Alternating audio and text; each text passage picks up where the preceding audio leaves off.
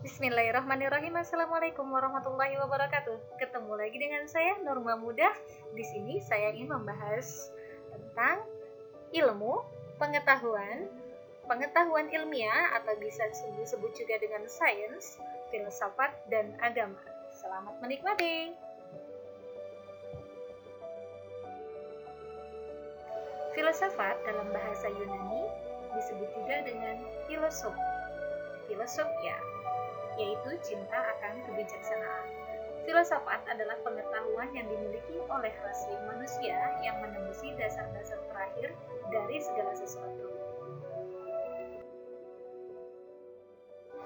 Pengetahuan dimulai dari rasa ingin tahu, kepastian dimulai dengan rasa ragu-ragu, dan filsafat dimulai dengan keduanya.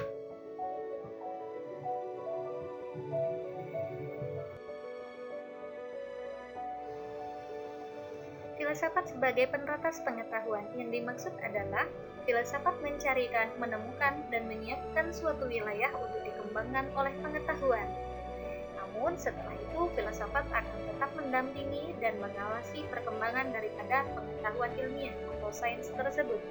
Sehingga ketika sains ataupun pengetahuan ilmiah ini menemukan masalah yang tidak dapat diatasi, maka ia akan segera mengembalikannya kepada filsafat. Maka daripada itu, filsafat juga disebut sebagai Master of Knowledge. Selain daripada itu, ada istilah lain bahwasanya filsafat ini disebut sebagai ibu dari segala ilmu pengetahuan. Itu karakteristik berpikir filsafat yang pertama yaitu menyeluruh. Hakikat daripada ilmu sampai dengan pembahasan moral dan agama dibahas di dalam filsafat. Yang kedua, mendasar. Maksudnya adalah kita mengajukan pertanyaan-pertanyaan sampai pertanyaan yang paling mendasar sekalipun. Contohnya seperti, mengapa ilmu itu tidak dapat disebut benar? Bagaimana proses penilaian berdasarkan kriteria tersebut? Benar sendiri itu apa? Kemudian yang ketiga, yaitu spekulatif. Kita harus meragu-ragukan hasil dari pemikiran kita untuk menjelajahi pengetahuan yang baru. Jadi jangan pernah berhenti pada titik pertemuan dari ilmu pengetahuan. Karena ketika kita menemukan hasil dari pengetahuan atau kebenaran dari suatu ilmu pengetahuan, maka jadikan itu sebagai dasar untuk menjelajahi pengetahuan yang baru. Kemudian pertanyaan berikutnya adalah, apa saja yang didiskusikan di dalam filsafat? Yang pertama yaitu segala masalah yang mungkin dapat ditelaah manusia. Yang kedua adalah pertanyaan yang berkisar tentang ada. Yang ketiga yaitu epistemologi dan bahasa. Kekeliruan dalam memilih bahasa akan menentukan ataupun akan mengakibatkan penyesatan dalam berpikir. Maka hati-hatilah daripada filsafat, yaitu mengumpulkan pengetahuan manusia sebanyak mungkin, kemudian mengajukan kritik dan menilai pengetahuan ini tadi untuk menemukan hakikatnya, kemudian menerbitkan atau mempublikasikan hasilnya dengan cara menyusunnya dalam bentuk yang sistematis. Sehingga filsafat yang pertama yaitu konsepsional, yang kedua yaitu adanya keterhubungan antar jawaban, yang ketiga koheren, yang keempat rasional, yang kelima komprehensif atau menyeluruh, dan yang terakhir adalah membicarakan tentang dunia atau tentang segala yang ada. Maka filsafat membicarakan fakta-fakta dengan dua cara. Yang pertama, kritik atas makna yang dikandung fakta-fakta. Yang kedua, menarik kesimpulan-kesimpulan yang bersifat umum dari fakta-fakta. Menurut Ali Mudofir, radikal, umum, konseptual, koheren, kemudian logis, sistematik, kemudian komprehensif, serta bebas dan dapat dipertanggungjawabkan.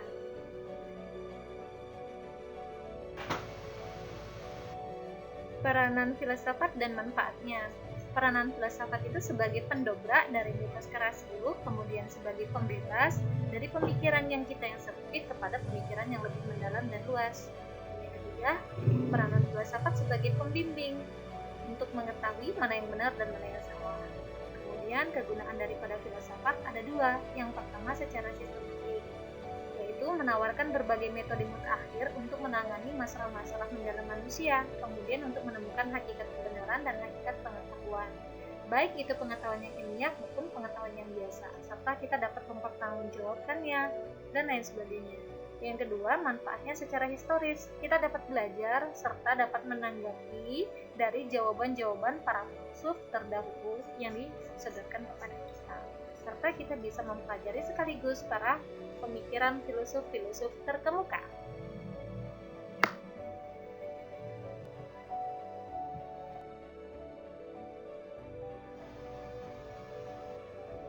Kemudian, cara untuk membandingkan antara ilmu pengetahuan dan juga pengetahuan yang biasa, atau antara pengetahuan ilmiah dan pengetahuan secara umum, yaitu bisa kita ketahui melalui faktor kesengajaan dan yang disengaja. Pengetahuan ilmiah ataupun sains kita dapatkan karena adanya faktor kesengajaan. Kita sengaja untuk mendaftarkan diri di sekolah ataupun di perguruan tinggi untuk mendapatkan pengetahuan ilmiah.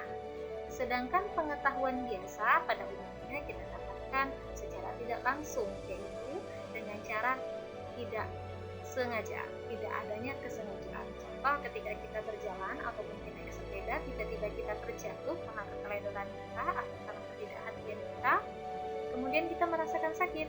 Rasa sakit ini disebabkan keteledoran karena kita jatuh. Ini adalah faktor ketidaksengajaan, namun kita bisa mendapatkan pelajaran ataupun pengetahuan dari peristiwa tersebut.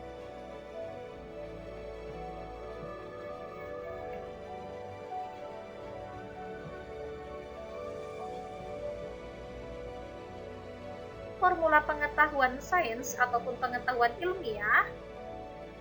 Yang pertama, yaitu pengetahuan sains itu harus didasarkan pada logika. Yang kedua, harus didasarkan pada bukti yang empiris. Contoh, ketika terjadi gerhana matahari, ada sekelompok manusia atau kita sebut aja mereka yang percaya terhadap mitos. Mereka mempercayai bahwasanya ketika terjadi gerhana matahari, matahari itu sedang dimakan oleh raksasa. Maka kita harus mengeluarkan bunyi-bunyi yang keras seperti bunyi pada kentongan untuk mengusir raksasa tersebut sehingga dapat menghilangkan terjadinya gerhana matahari.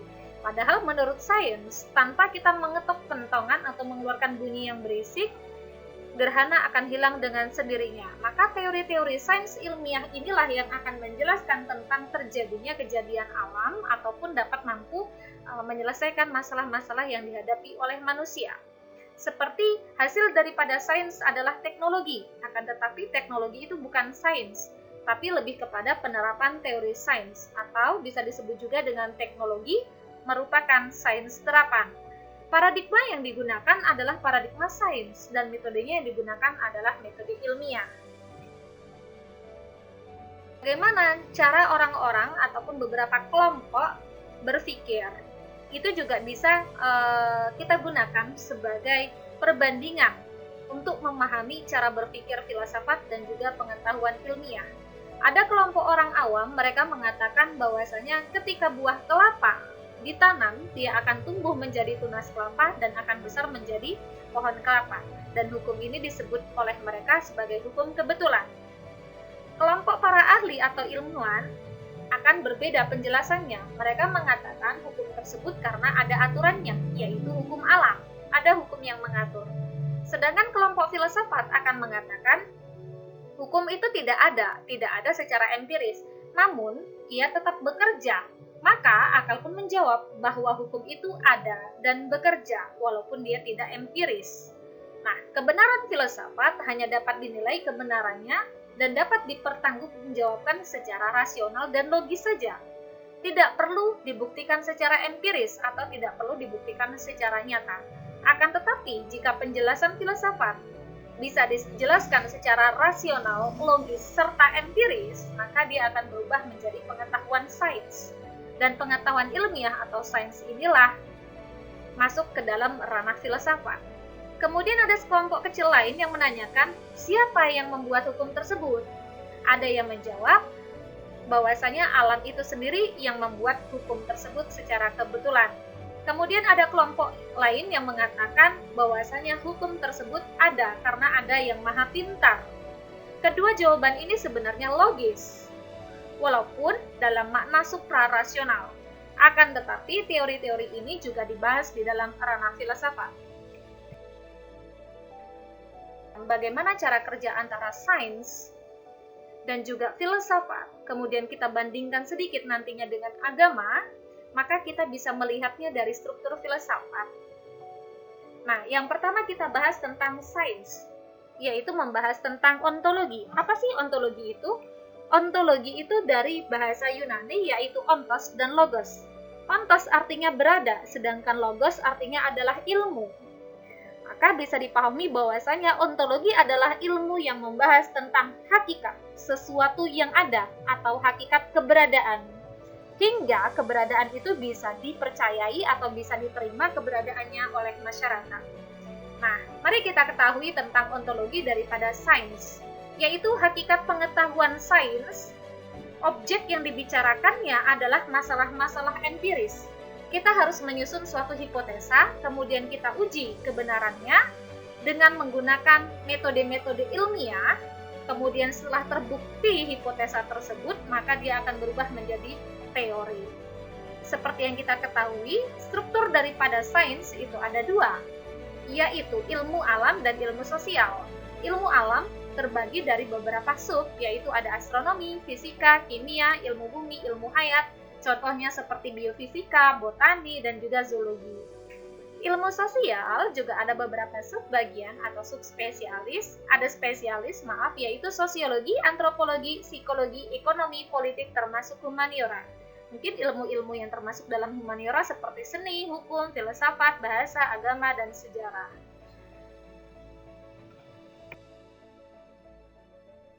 Kita akan membahas tentang epistemologi epistemologi ilmu pengetahuan. Apa itu epistemologi? Epistemologi berasal dari bahasa Yunani, yaitu epistem dan logos. Epistem artinya pengetahuan dan logos artinya ilmu atau teori. Maka epistemologi itu adalah ilmu yang mempelajari tentang teori-teori pengetahuan atau hakikat dari pengetahuan, justifikasi dan rasionalitas pengetahuan. Epistemologi sains itu membicarakan objek-objek yang empiris, maka cara mendapatkannya adalah humanis, rasionalis, empiris, positivis, dan metode ilmiah. Buktikan kelogisannya, ajukan hipotesisnya, kemudian buktikan hipotesis tersebut menjadi metode riset. Cara ini biasanya menghasilkan metode-metode model penelitian. Ukuran kebenaran daripada sains adalah pada kelogisannya. Karena jika logika sudah benar, tidak perlu ada yang empiris. Kemudian, pengetahuan sains dari sudut pandang aksiologi. Apa itu aksiologi? Yaitu aksios dalam bahasa Yunani artinya nilai dan logos artinya adalah ilmu atau teori. Maka, aksiologi adalah hakikat tentang manfaat ilmu atau hakikat tentang nilai-nilai, atau bisa kita sebut juga dengan teori-teori atau ilmu tentang nilai. Bagaimana kita membicarakan tentang tujuan ataupun nilai dari ilmu pengetahuan.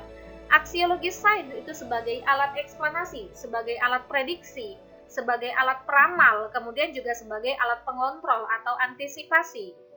Cara sains dalam menyelesaikan masalah yaitu dengan cara mengidentifikasi masalah, kemudian kita mencari teori untuk menyelesaikan masalah. Namun apabila sains gagal, seperti penjelasan saya di awal, maka filsafatlah yang akan membantu menjawab dan memperbaikinya. Dan yang paling terbaik adalah memadukan antara sains dan filsafat. Kemudian masuk ke perbandingan kedua, yaitu tentang filsafat. Bagaimana tentang ontologi filsafat? Hakikat daripada filsafat yaitu memikirkan segala sesuatu yang mampu atau yang dapat dipikirkan oleh manusia secara mendalam dengan akal, ya, dan menjelaskannya secara logis. Namun tidak perlu empiris. Strukturnya ada 3, yaitu ontologi, epistemologi, dan aksiologi. Kapan pengetahuan itu dikatakan mendalam? Ketika kita berhenti pada pertanyaan. Ukuran kebenarannya yaitu pada kelogisan argumentasinya. Sehingga pada kesimpulannya harus benar karena argumen argumentasinya yang logis. Kedua yaitu epistemologi daripada filsafat. Hampir sama dengan epistemologi sains, namun perbedaannya terletak pada empirisnya. Ketika pengetahuan sains harus dibuktikan secara empiris atau secara nyata, maka filsafat tidak perlu dibuktikan secara nyata. Hanya ukuran kebenaran daripada filsafat harus logis. Jadi argumentasinya harus logis. Nah, terakhir adalah aksiologi daripada filsafat, yaitu kegunaannya sebagai sekumpulan teori, kemudian sebagai pemecah masalah, dan juga sebagai pandangan hidup. Contoh, jika kita tidak menyukai atau tidak menyetujui tentang hukum komunisme atau paham komunisme, maka kita harus paham tentang aliran Marxisme atau paham Marxisme, karena teori komunisme itu berada pada paham Marxisme. Berikut adalah kesimpulan dari penjelasan saat ini tentang pengetahuan sains, filsafat, dan juga agama. Sedikit saya singgung tentang agama. Terlihat di sini perbedaan nyata bahwasanya sains, objeknya dia harus empiris atau nyata, sedangkan filsafat cukup abstrak, rasional, itu sudah cukup.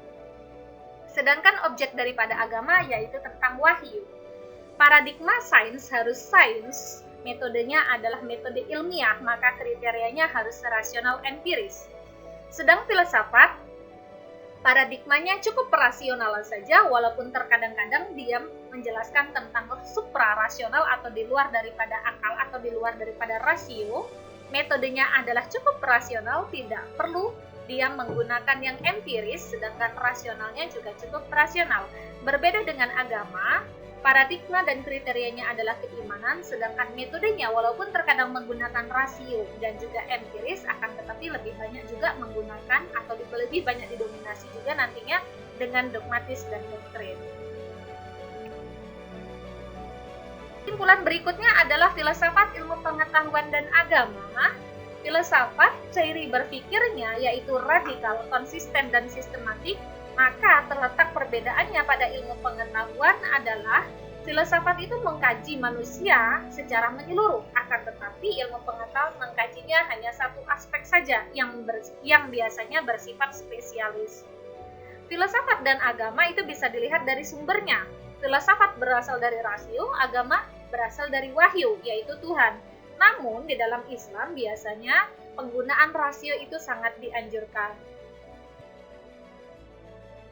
Daftar pustaka yang saya gunakan, namun yang paling banyak saya gunakan adalah buku ilmu filsafat dan agama, penulisnya yaitu Endang Saifuddin Ansyari, diterbitkan di Surabaya, penerbitnya yaitu Bina Ilmu.